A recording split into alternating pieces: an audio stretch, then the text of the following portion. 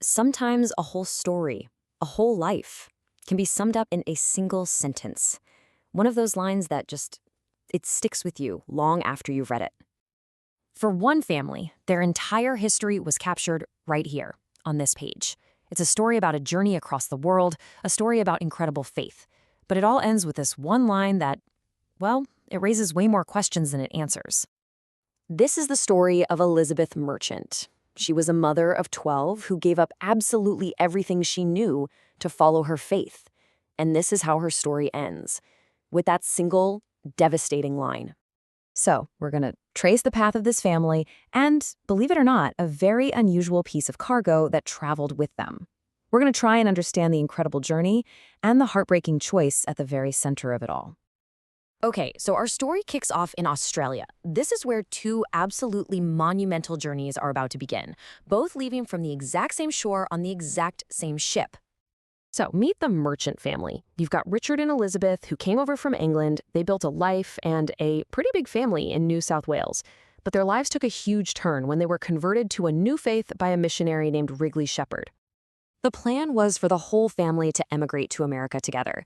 And get this, the source material says all 12 children, Richard and Elizabeth, they were all on the boat, literally ready to go. But just imagine this for a second. In a final agonizing moment, Richard changes his mind. He and the 6 oldest kids get off the boat. They step back onto the dock and they stay in Australia.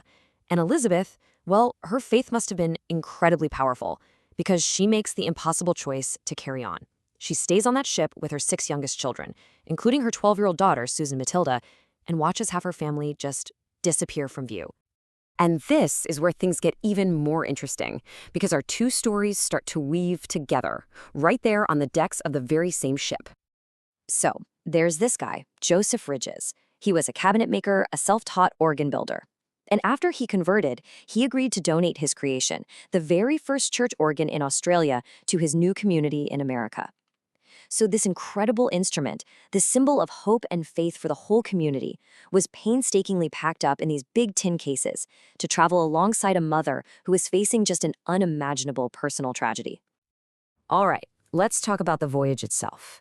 I mean, for Elizabeth, for young Susan Matilda, and the other 121 passengers, this 79-day journey on the Jenny Ford, it was going to be a real trial by fire, a test of faith, of fear, and of just plain human friction.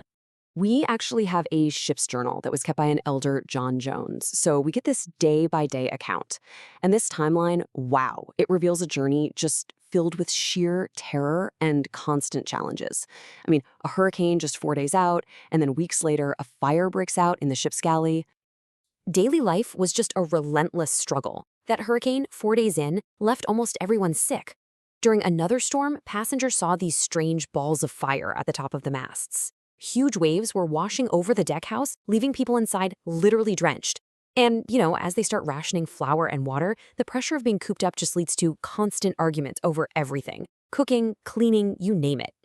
For some people, the strain was just almost unbearable. This quote from the journal really captures that desperation. This guy was willing to pay a fortune just 2 weeks in to go back to Sidney. Now, can you imagine what Elizabeth Merchant must have been feeling, having just left half her family behind for this? And on top of all of that, the ship's journal shows a complete breakdown of order. The captain himself was apparently drunk a lot of the time. At one point, he almost fell from the rigging. Another time, he just left the wheel during a storm, and the second mate had to threaten to put him in irons. Meanwhile, the passengers are just openly ignoring the rules about lights out and smoking below decks. It was chaos. Twice, the entire ship faced absolute disaster. On July 17th, someone yells, "A boy overboard," sending everyone into a panic. A 16-year-old kid named Henry Simmons had fallen into the rough sea while the ship was moving at 10 knots. It took a rescue boat 30 minutes to get to him, but incredibly, they brought him back safe and sound. Then, on August 1st, a fire breaks out in the galley. Luckily, some quick thinking with blankets and water prevented a total catastrophe.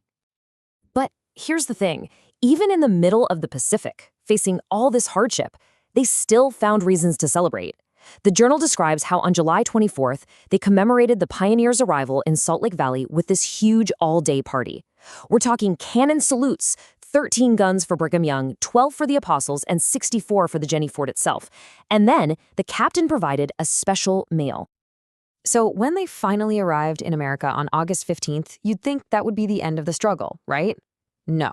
For many, including Elizabeth and Joseph Ridges, it was just the beginning of a whole new ordeal.